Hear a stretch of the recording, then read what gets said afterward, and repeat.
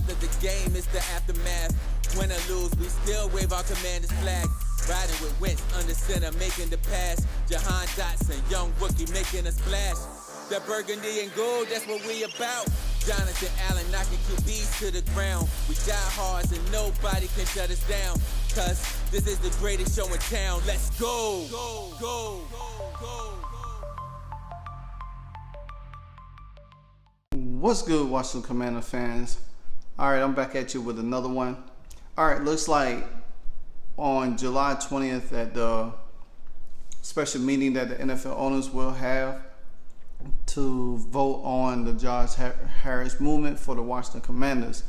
Now, with that being said, we all been wondering what will be taking place, what will be the significant change to the Washington Commanders once Josh Harris and his group takes over after failure years of under Dan Snyder. Well, let me tell you, there won't be any. If anybody looking for Jason Wright, or Martin Mayhew, or Ron Rivera to be getting gone, no. It's going to have to take a dramatic change, a dramatic disaster for Josh Harris to even attempt to remove them guys from office. So, in a report by Tim Kelly for SI.com, he said that the ownership of the Washington Commanders is expected to be official and change hands in the 2020 season, but team president Jason Wright would not be looking for work once Daniel Snyder is no longer control of the franchise. And I just want to say the reason why this is so important is because of what the Washington Commanders was able to do in the last 2 years, and that's build a winning roster. Now, yeah, we was close to the playoff last year, but that didn't happen. I mean, there was some mistakes, there was some inconsistencies, especially at the quarterback position, but the defense played well, the offense showed some promise, but we needed to go a step further, in which I think this year this team did take a step further. Now, we did watch the NFL draft. We all had our gripes about who would need to be picked or who we wanted and stuff like that, but nevertheless, the Washington Commanders went into the OTA season having a great OTAs with their rookies, Quan Martin and Emmanuel Forrest, who is the biggest buzz since Chase Young got drafted, to be honest with you. So I think that now going into training camp that starts in a couple weeks from now is going to be very, very potent. And Ron Rivera is on a proven year. Now, he went out this offseason, fired Scott Turner, also brought in Eric Bieniemy after several interviews with other offensive coordinators. And a lot of us wanted Eric Bieniemy because he's proven. I mean, you see what he did at Kansas City. And even Travis Kelce spoke highly of Eric Bieniemy in that and said that the Commanders getting their dog. So despite what Shady McCoy had to say about Eric Bieniemy, everybody that's in the Kansas City organization has nothing but great words to say about EB as a person and as coach. Now, nevertheless, this team is on a 1 year proven year, because if the Washington Commanders they come out this season, and like I said, their first 4 or 5 games is a little bit tough because we got the Denver Broncos and we got the Arizona Cardinals first 2 games. Then we got Dallas, and I think we got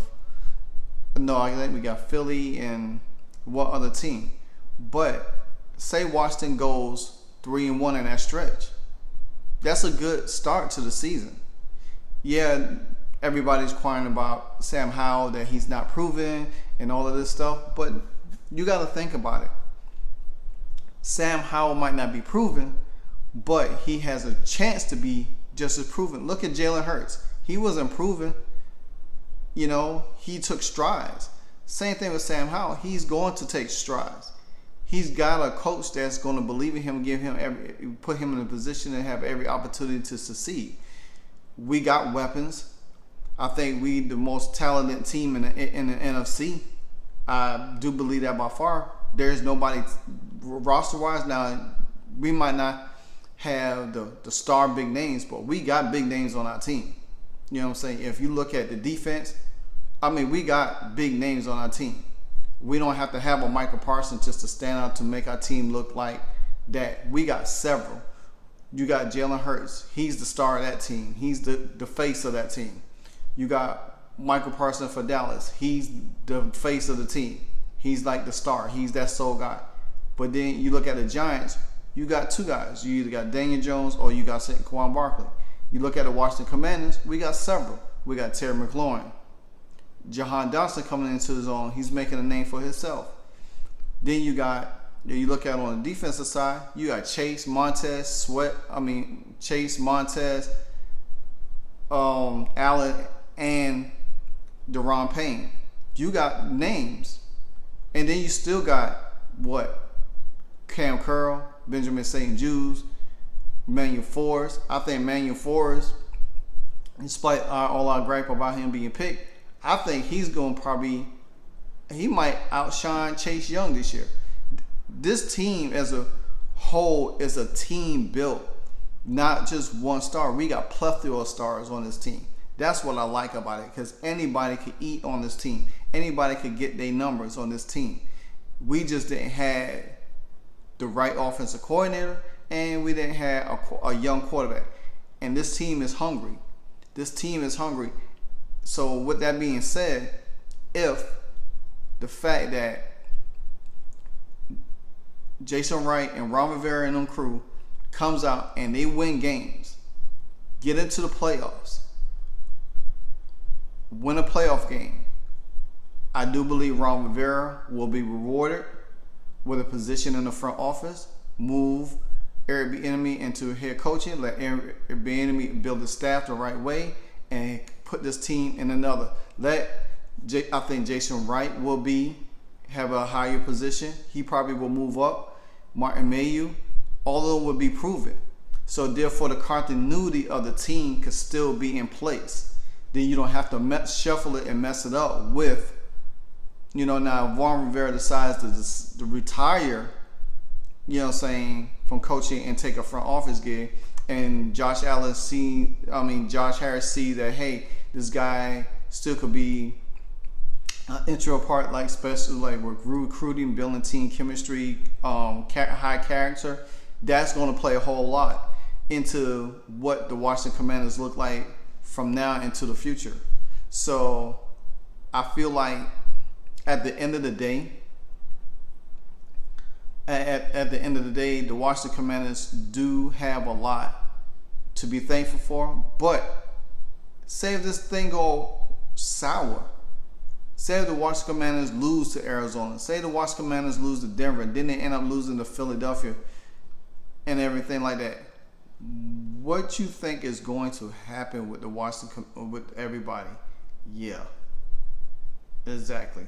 So let me go back over. We got the Bills, Eagles, Broncos, Cardinals, and then we got Chicago, Falcons, Giants, then the Eagles again. So we play the Eagles within 6 or 7 games apart, 2 times. The Washington Commanders comes out, they win the first 2 games.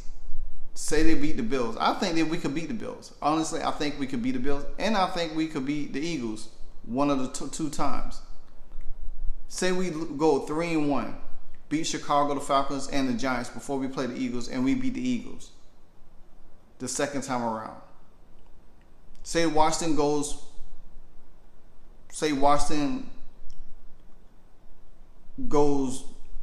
on a winning streak. Say they lose 1 game within that stretch. That's 1, 2, 3, 4, 5, 6. They'd be 6-1 before they play the Eagles again. And say they beat the Eagles and go 7-1.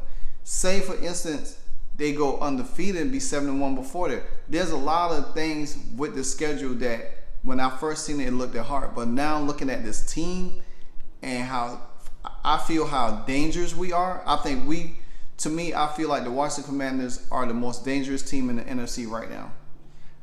Despite the Eagles being the defending Super Bowl champs and the defending NFC East champion, I do feel like the Washington Commanders are the most dangerous team because they are the less talked about team.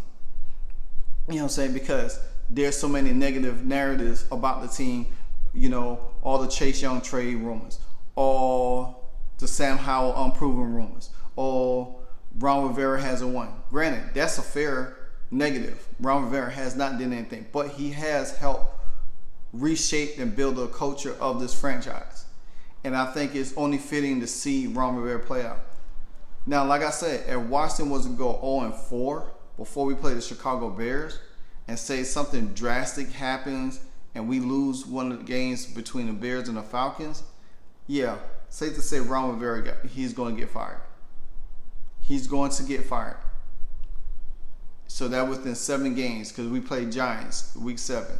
So I'll say if we shoot bad from the hip, but if we come out week 1 against the Cardinals, against the Broncos, beat them, play the Bills, beat the Bills, go 3-1, go 3-0 in the first 3 games, then play a division rival, the Eagles, and say we beat them, or even if we lose 3-1, 4-0, I'll take it. I'll take it. Now, the worst thing that can happen for us is go 2-2 within 4 games. But guess what? Then you have the Chicago Bears, you have the Falcons, and you have the Giants. You can easily roll off 3 straight games and be up 5-2 in that stretch before you play the Eagles again. That's good. Now, I'm not saying everything on the schedule is going to be a landslide, but I'm looking for a fact that there could be a most definitely positive for the Washington Commanders. Yeah, this is a rough schedule because you got a lot. You got a lot there. So, with that being said, guys, it's going to be crucial for the Washington Commanders to step out this gate strongly. Now, we all know that 24 of the 31 owners will have to vote to approve Josh Harris, correct? But I think the sale will go through on the 20th of July. We will have a new owner. That's not by far. Now, Jason Wright became the first black president when the Commanders tabbed him to fill the role in 2020, August of 2020. Under his leadership, Washington ditched the temporary nickname of the Washington football team. Now, not saying that Jason Wright had done everything right, but botching the name, and all the secrets came out, that was pretty asinine if I could put it in the light words. But in fairness, Wright has helped. He has helped shape the culture with Ron Rivera and Martin Mayhew. Martin Mayhew, I don't really trust so much. I don't see him. I think he could be an odd man out. I think Ron Rivera, but Ron Rivera loves his guys and he's tied to them. Now, if, say Martin Mayhew doesn't serve a purpose and Ron Rivera could fill his role, who knows? But don't expect Josh Harris to step in and clean house, because when he took over the Philadelphia 76ers, he did the same exact thing. He allowed everything. Now you got Daryl Morey over there that's calling the shots, making these moves, and the Philadelphia 76ers still in playoff contention every year, despite how they have not won a title, but they're in position and they still trying to get better because they're looking to move James Harden. If they can move James Harden and get some significant pieces, this team still could potentially get there. And I do believe the Philadelphia 76ers will be in the NBA Finals in the next 2 years. It could be, whatever the case might be. That's what I see with the Washington Commanders. The Washington Commanders got to continue to have continuity. They got to have stability. And I think changing leadership, especially with the coaching and everything, will be very tough because the guys already used to Ron Rivera a little bit. And even though I'm a crucial of Ron Rivera, very crucial of him about his unsuccessful coaching career, I think he's served more of a advisor, analyst, you know what I'm saying, where or evaluator of talent. I won't let him draft talent, but you know, hey. But I think Ron Rivera could serve in that capacity and kind of like turn the reins over to Eric Bieniemy and let Eric Bieniemy start, like I said, develop his signature, put the cloud over there, because I think now the guys starting to see how Eric Bieniemy work. They will play hard for him because he's not gonna expect nothing less for himself than he's not gonna expect for his players. So now, you know, we got contract situations with the team, so I think that's gonna probably be one of the most daunting tasks when Josh Harris do take over, is getting these contracts with Chase Young, Sweat, and Cam Curl taken care of. That's probably going to be the most important thing, instead of trying to replace these guys and bring new people in, and then you have there'll be